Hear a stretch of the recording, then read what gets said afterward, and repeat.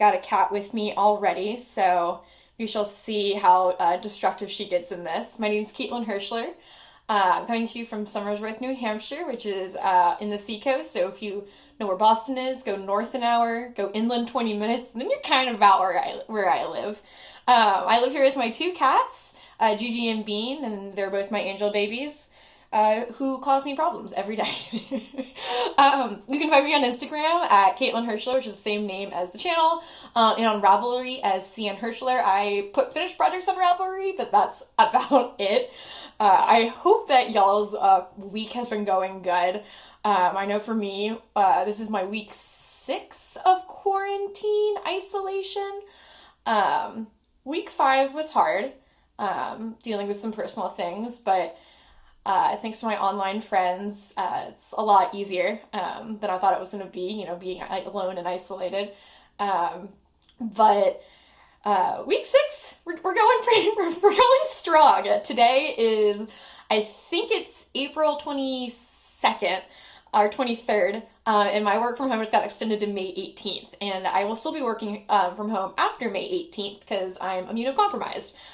So gonna be as careful as possible. So I will be here for the next foreseeable future. I'm really excited to come talk to you guys this week about some knitting. I don't think I have any crochet and a little bit of quilting, so get excited for that one. You can sneak peek behind my shoulder.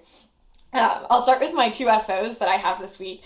So last week I mentioned that I had cast off on my scarf that I made, my INVERNESS scarf by, I keep wanting to call it PURL SOHO, but it's not, by QUINCE & Co. And I made it out of QUINCE & Co scraps, Osprey, which is my favorite yarn in the entire world. It's so squishy and just nice and warm. So this is the scarf. I'm not going to attempt to show you the entire scarf in this because that would be a nightmare. But I am so happy with how this turned out. I even love my dinky little fringe. I love how it mimics plaid. Let's see if I can get it close to the camera and see if y'all can see it. You're supposed to thread the vertical stripes with 2 strands so that they're thicker. You can kind of make more of an impact with them. However, I didn't have enough yarn to do that, and I was not about to buy a whole skein just to thread some stripes through. So I made 2 with 1, and I'm still really happy with how it turned out. And then for the tassels, this is just the one piece of yarn, and then I unraveled the plies. It was a 3-ply yarn. So I'm super happy how this turned out. It is not going to be cold enough to wear this until next winter, but I will be snuggly and warm when it happens, because look how big it is. Oh, I'm so delighted. Oh, I am the happiest human ever. It also has an I-cord edging on it, and you trap the yarns going up the side so you don't have to cut your yarns ever. So I'm very, very pleased. Love me a good QUINCE & Co., which, going into my next FO, is also made by QUINCE & Co. yarn. These should sponsor me because I shout them out at all times. Wink. So I'm going to be doing the Free the Ripple Cowl by Jessie May, and I mentioned that last week as well. I had just gotten in my yarn, and I may have cast on the Ripple Crop Top worsted and already finished it and already blocked it. But y'all, look at it. Oh my god, it is so cozy. I knit the size large. I have about a 32-inch bust when I just wear sports bras, which I wear sports bras every day. I'm not a huge fan of my chest. We can talk about that later. Who cares? This is my podcast. I don't really care what anyone thinks of it because I'm doing it mostly for me. But I'm really, really happy with how this came out. Yeah, it's gonna make the most beautiful loungewear set, and so I have cast on for the Ripple BUTTSHORTS, and I will show those to you in a hot second. But if y'all haven't knit this before, or even considering knitting it, I would totally do it. The worsted version knits up really fast, and because of the ribbon, what is this called? Am I a knitter? Who knows? It can fit a large variety of sizes, and you don't have to worry about getting your gauge too perfect. which I really appreciated.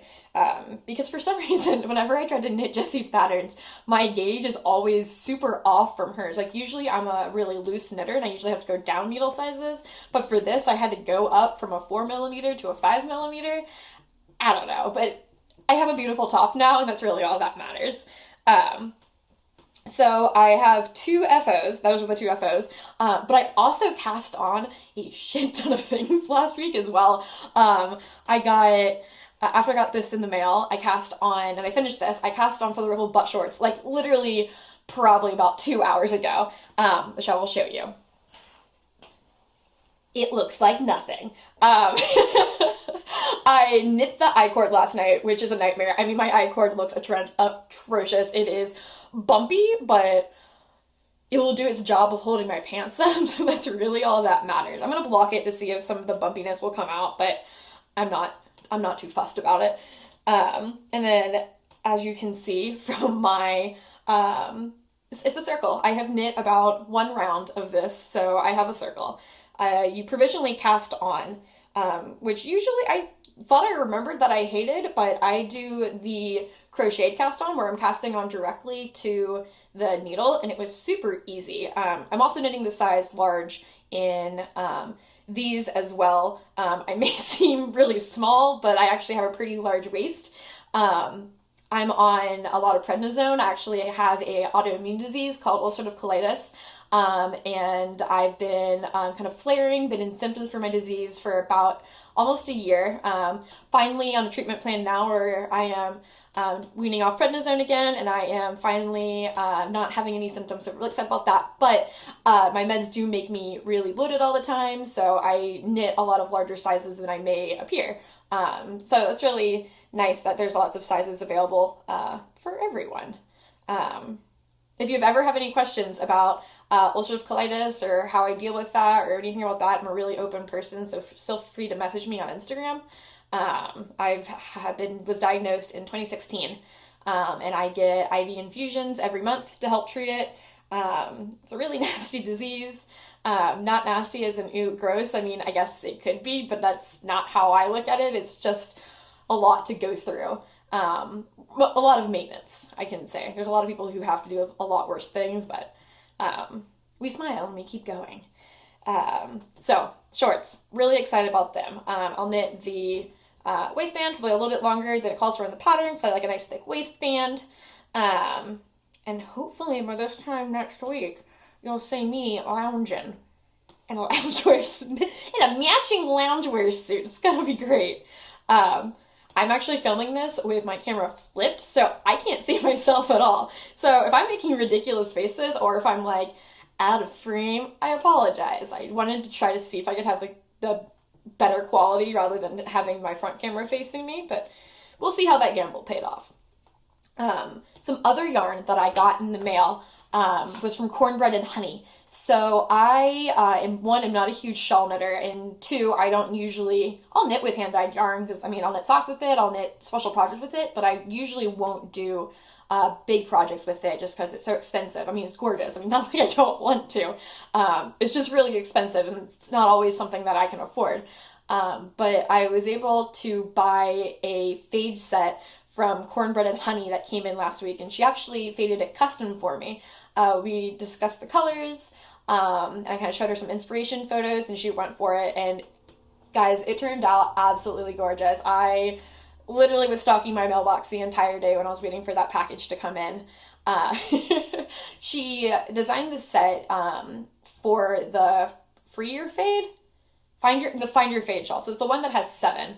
However, I'm doing the Wet the Fade, so mine will only have 6. So this is the skein that I didn't use, and it's still gorgeous. It is a really pretty tonal mossy green, and then I'm really excited to show y'all the 6 skeins that are going in to my project. Ooh, pardon my sounds as I juggle 6 balls of yarn all at once. It's not easy. I have a small lap. So this is what I have so far. This is actually my first time. This is the Wetha Fade by ANDREA MOWREY. This is actually my first time knitting a shawl. I usually just wear tiny cowls or I'll wear a scarf, but I'm not really big into like wearing shawls when it's cooler out. I like to have my arms exposed, and I run generally hot, so I don't always need a shawl. But I really wanted to take the opportunity, something I hadn't done before. I knit a ton of sweaters, but never a shawl, so I wanted to give it a go. And this has brioche in it, which, if you know me in real life, you know this is my absolute favorite stitch. To the fact that I talk about it to non-knitters so much, they're like, is that the really squishy one that you always yell at? I was like, oh yeah, that's it. That's okay, that's a great description. Here it is. This is colors A and D so far. So this green, solid green color is A. This B is more of a brownie speckled color. If I can organize them here. Here are they together. This one's really cool. It has some sort of red speckles in it, which I really appreciate. I don't want the entire skein. I bet this was just like color separating from some of the more golden browns that were in here, but I really, really love it.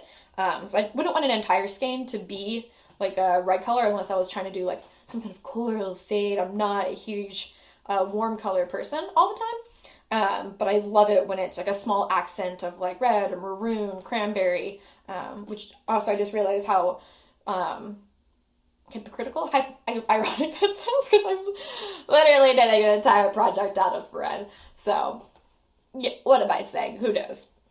But I'll finish showing y'all the yarn that I'm using. So I'm starting the first fade right now in the colors B and E. Do I know the alphabet? I don't know. So this is a really pretty all green, dark. It was like dark green and moss green speckles, variegation. And this is a mostly white skein with that same green, but more speckled. Super gorgeous. And then the last two colors, this will be color C, and this will be color F. I just think these all pair really nicely together, and I'm super excited. The first section's in brioche, and the rest is in garter, so I'm really excited to see them fade from this darker green to this, I wouldn't call them darker and lighter, like this more rich green and this more like grass green, with all the speckles in between. So I'm really excited about this project. It's probably going to take me absolutely forever, but I'm really, really excited for the progress that I've made on it. I'm going to unceremoniously drop these on the ground, so pardon my noise. It's going to be a nightmare to pick up, but I didn't know how else to do it. I also got my needles in the mail for my PURL SOHO, actually PURL SOHO this time, PURL SOHO pocket full of POSY blanket. So I wanted to show that to you guys. It also is literally just 2 rows on a cable. But I'm really excited to have started this project. It's something that I have been looking forward to over the past year. I don't think I mentioned it in the last podcast. If I did, I didn't really go into it. I bought this for myself right before I quit my job at Anheuser-Busch nearly a year ago. And I was working for Anheuser-Busch as my first job out of college. It was a really interesting job. I learned a lot. It ended up not being the job for me. I was a shift manager at the Baldwinsville Brewery. That's pretty much near Syracuse, New York. So I ended up quitting that job last May, and before I lost my paycheck, I bought myself some real dank yarn to go with it. And then that summer, I did a month road trip across the U.S. I drove with my best friend from Syracuse, New York, to an island off the coast of Washington. That took me a week, and then I worked on that island on a homestead with these 2 amazing ladies for about 2 weeks, and then drove back out east with my dad to start my new job. And so I bought this yarn around that time, and it had a lot of significant meaning to me. So being able to work with it finally it's very special and sentimental, and not afraid to feel my feelings about it. So I probably won't be showing you guys this every week because it's going to take me a really long time to go. I mean, every 1 row takes 2 passes when you're doing 2-color brioche or brioche in general. And so I'll probably only show you when I start switching colors. So the next time you'll see this is when I'm switching it. I think there's like an obscene amount of colors. Y'all saw it last week. I mean, probably like 15 or something. So So it'll be fading to another pink after this. So I'm really, really excited. The last crafty thing that I have to share with y'all today is my quilt, which is behind me. I've been working on this quilt for almost 2 years now. I bought it's a kit. I don't know, you're not gonna be able to like match it up with the photo of what it looks like anyway when I show this to you, so it's kind of a mess. But I will try to find the name of the kit and the shop I bought it from and pop it down below, because it was a kit. It looks nothing like it's supposed to, but it's almost done, and I'm really, really excited about it. It's 2 years in the making. Preface, I am not a sewer. I have a sewing machine. I try to sew every few years. It's just not a skill that comes to me as naturally as, like, say, knitting does. But I try. I genuinely try. So I'll show you where I'm at. I'm just going to cover the screen. So I'm really, really happy. I mean, it is a hot mess. There's panels that are backwards, so like the seams are showing. There's wrinkles all throughout it. Some of the panels, like, instead of like, I had 3 panels to line up in the correct direction. I lined 2 of them up in the correct direction, and one's just reversed.